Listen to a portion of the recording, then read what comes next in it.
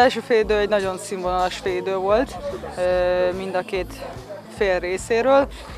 A csapategységben rejlik a mi erőnk, illetve megnéztük meccs előtt, hogy 7 olyan játékos volt, aki itt az akadémián nőtt föl, tehát évek óta együtt játszanak, együtt fejlődnek, együtt érünk el sikereket, kudarcokat, úgyhogy talán ez a mi erősségünk, hogy folyamatosan tudunk előrelépni.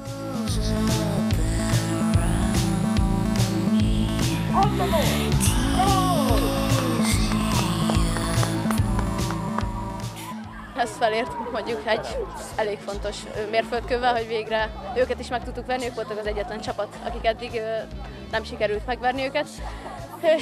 Nem tudok mit mondani, nagyon örülök. Szívvel lélekkel küzdött az egész csapat az elejétől a végéig. Szerintem egy percig nem volt kérdés, hogy megnyerjük.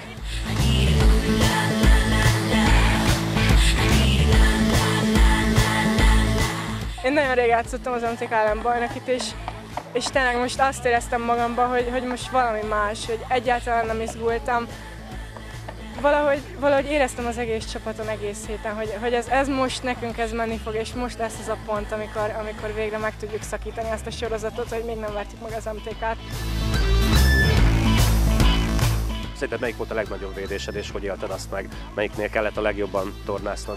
Én kettőt emelnék, az elsőt is, meg a másodikat is az első fél időben. Ott volt egy takarásból ilyen reflexzerű védésem, a második pedig egy ziccár volt, és azt a kettőt emelném ki.